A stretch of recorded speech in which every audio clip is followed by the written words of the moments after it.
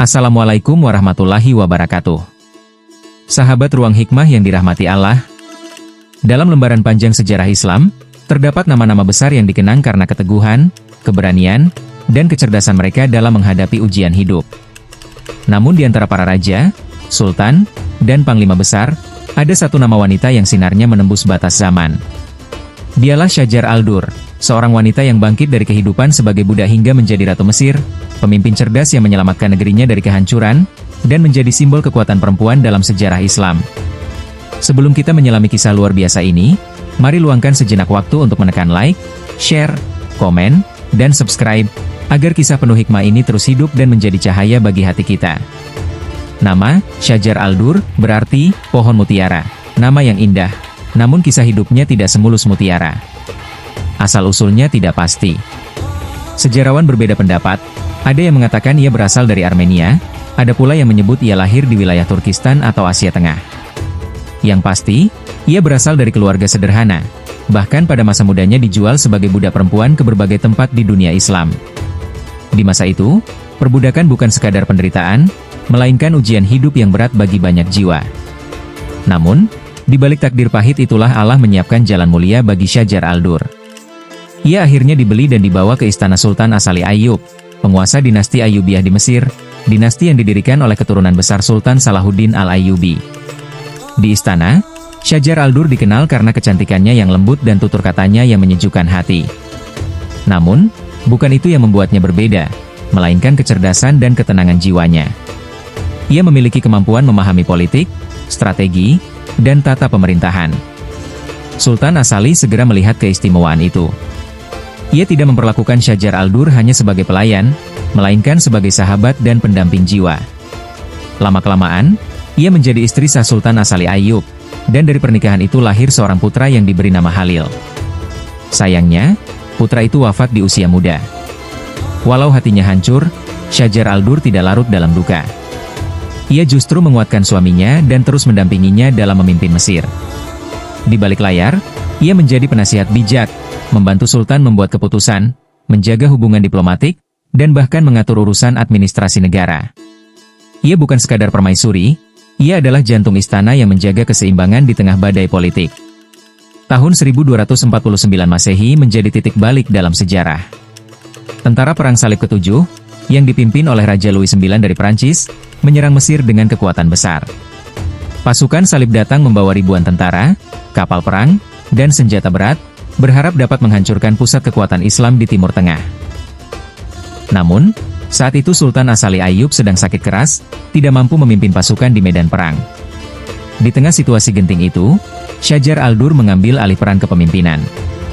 Ia menjaga rahasia besar, bahwa Sultan telah wafat di tengah perang, agar pasukan tidak kehilangan semangat.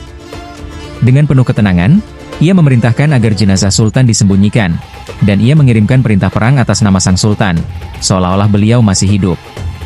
Ia menulis surat kepada para panglima dan jenderal, mengatur strategi bersama Panglima Fakhruddin Yusuf dan Baibars, pemimpin pasukan Mamluk yang gagah berani. Berkat ketegasan dan strategi cerdas Shajar al-Durr, pasukan Islam berhasil memukul mundur tentara salib di kota Al-Mansurah. Raja Louis IX akhirnya ditangkap hidup-hidup, dan seluruh Eropa tercengang melihat kekalahan mereka di tangan seorang wanita yang bahkan tidak mereka kenal namanya. Kemenangan ini menjadi simbol kekuatan iman dan kecerdasan perempuan dalam sejarah Islam. Setelah perang usai dan kabar wafatnya Sultan tidak bisa lagi disembunyikan, Mesir kehilangan sosok pemimpinnya. Namun rakyat dan para jenderal tahu, tanpa Shajar al-Durr, negeri ini sudah lama hancur. Atas dorongan para ulama dan pejabat tinggi, Shajar al-Durr akhirnya dinobatkan sebagai Ratu Mesir pada tahun 1250 M. Ia menjadi satu-satunya wanita dalam sejarah Islam yang memerintah Mesir secara resmi dengan gelar Malikat al-Muslimin, Ratu kaum Muslimin. Dalam masa pemerintahannya yang singkat, Mesir mengalami stabilitas yang luar biasa.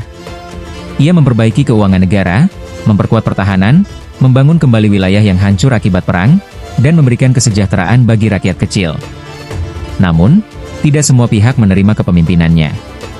Khalifah Abbasiyah di Baghdad mengirim surat menolak pengangkatannya dengan alasan syariat, bahwa seorang perempuan tidak boleh menjadi pemimpin tertinggi umat Islam. Meski demikian, Shajar al-Durr tidak gentar. Ia tetap menjalankan pemerintahan dengan tegas dan bijaksana, sambil mencari jalan damai agar tidak menimbulkan perpecahan. Akhirnya, Untuk menenangkan suasana, ia menikah dengan Panglima Perang Aibak, dan menyerahkan sebagian urusan negara kepadanya. Namun, semua orang tahu, kekuasaan sejati tetap berada di tangan Syajar al-Dur. Kebesaran seringkali datang bersama ujian. Setelah beberapa tahun berkuasa, Aibak mulai berubah. Ia menjadi haus kekuasaan, berusaha menyingkirkan pengaruh Syajar al-Dur, dan merencanakan pernikahan dengan putri bangsawan lain untuk memperkuat kedudukannya. Ketika kabar itu sampai ke telinga Syajar al-Dur, hatinya hancur. Ia merasa dikhianati oleh orang yang pernah ia angkat dari bawah. Kemarahannya memuncak. Dalam keputusasaan dan rasa sakit hati, ia merencanakan pembunuhan terhadap Aibak di istana. Namun, takdir berkata lain. Pembunuhan itu terungkap. Pendukung Aibak marah besar. Mereka menangkap Syajar al-Dur, menuduhnya sebagai pengkhianat, dan menghukumnya dengan cara yang kejam, dipukul hingga mati dengan terompah kayu oleh para budak wanita di istana. Jenazahnya sempat dibiarkan tanpa penghormatan, hingga akhirnya dimakamkan secara diam-diam di sebuah makam kecil yang kini masih ada di Kairo, Mesir. Begitulah akhir hidup Ratu Syajar al-Dur, wanita yang pernah memegang kekuasaan besar namun harus menutup mata dengan cara yang tragis. Meski kisahnya berakhir dengan duka, sejarah tidak pernah melupakan jasanya. Syajar al-Dur dikenang sebagai wanita pertama dan satu-satunya yang memerintah Mesir secara sah dalam sejarah Islam. Ia bukan hanya simbol kekuasaan, tapi juga simbol keberanian, kecerdasan, dan pengabdian kepada agama dan negaranya. Dari dirinya, kita belajar bahwa derajat seseorang tidak ditentukan oleh asal-usul, melainkan oleh keimanan, kecerdasan, dan keteguhan hati. Ia adalah contoh bahwa wanita dalam Islam bukan makhluk lemah, melainkan tiang kekuatan dan penopang peradaban. Allah mengangkat seorang Buddha menjadi ratu, menunjukkan kepada dunia bahwa kehormatan tidak diwariskan, tetapi diperjuangkan dengan iman dan amal saleh. Namanya tetap tercatat dalam buku-buku sejarah, di dinding-dinding istana Kairo, dan di hati umat Islam yang mengenang perjuangannya. Hingga kini, makamnya masih diziarahi, bukan karena gelar kebesarannya, tapi karena ketulusan dan keberaniannya yang menggetarkan zaman. Sahabat Ruang Hikmah yang dirahmati Allah, kisah Syajar al-Dur mengajarkan kita bahwa dalam hidup, tidak ada yang mustahil bagi Allah. Dari kehinaan bisa datang kemuliaan, dari kesedihan lahir kekuatan, dan dari air mata lahir keberanian. Jangan pernah meremehkan potensi diri, sebab siapapun yang beriman dan bersungguh-sungguh, Allah mampu meninggikannya di atas segala derajat. Semoga kisah ini menjadi cermin bagi kita, untuk tetap teguh dalam iman, sabar dalam ujian, dan ikhlas dalam perjuangan. Jangan lupa untuk like, share, komen, dan subscribe agar kisah-kisah penuh makna dari sejarah Islam terus hadir di layar kita, hanya di Ruang Hikmah.